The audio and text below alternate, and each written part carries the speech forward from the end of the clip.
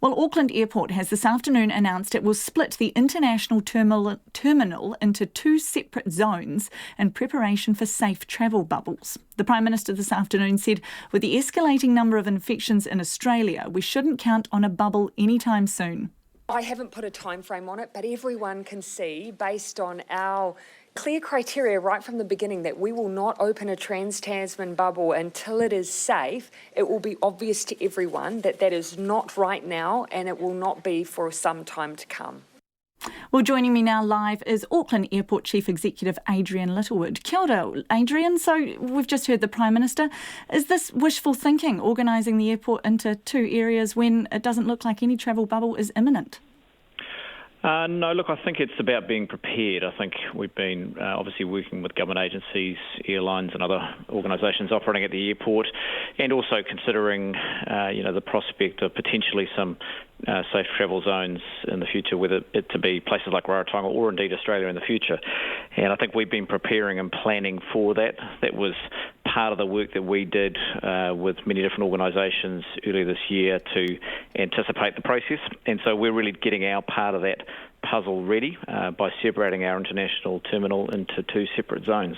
So how do those zones actually work? What's separating them, and how do we make sure there's no mingling there? Yeah, so what we'll be doing is we're actually putting in place physical separation to segregate and isolate Pier B of our international terminal and really put a separate processing system with all the processes required for inbound and outbound activity inside that separate terminal, and then that leaves our primary Pier A, which is our gates 1 to 10, free to act as a safe travel zone for outbound travellers and for those people who might come to and from safe travel zone areas. So food, duty-free, all of those things, how's that going to work? Yeah, look, as a traveller, if you're going to a safe travel zone destination, you will see something that looks fairly close to normal. Obviously, there are processes and protocols we have around hygiene and cleanliness and other processes that we have in place that will persist.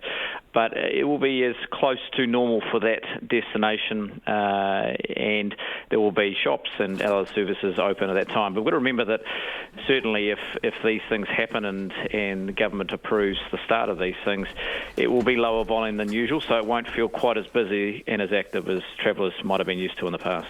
It sounds like it could bring back some business to the airport, though. Small amount of business. We were one of the busiest airports in our region in the month of June, but it's still down 85% on where we were last year. So we're still in very unusual times, but we're hopeful, and as conditions are acceptable and as the officials in government give that go-ahead, we want to be ready to go, as do all our partners in the aviation system. So we're simply getting ready. Is it the government that's asked you to bring these changes in preparation for any of those bubbles? No, not specifically. I think it's every one of the system playing their part in getting ready should the conditions allow, and that's really simply us doing that. Obviously, we keep the government agencies, government itself, well advised as to how we are proceeding.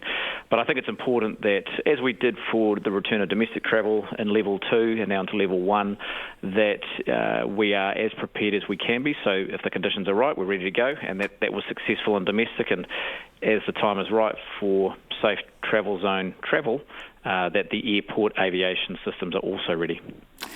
Hey, Adrian, I see the International Air Transport Association isn't expecting air travel to get to the pre-COVID levels right until 2024. Is that your expectation too at this stage?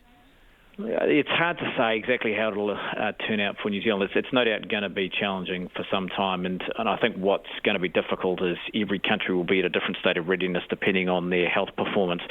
Obviously New Zealand's health performance is a real standout globally, and I think that will make us an attractive place to come to, but naturally that will very much depend on each of those countries' health performance themselves. So, you could see, while a global lowering of tourism demand across the world on average, you could see pockets of increased travel within safe travel zones. So our view has always been, should Australia, for example, get to a safe condition, and certainly large parts of Australia are still safe, but obviously Victoria is having its own challenges right now, that internal market, could be a source of real travel activity. That the health conditions have to be right, But I think we can see potentially with the domestic travel in New Zealand within our country has, responded well. It's not where it used to be, but people are still keen to travel around and take a break where they can and where it's safe to do so. So we could see that sort of pop up in our neck of the woods if we have a safe travel zone established with those kinds of countries.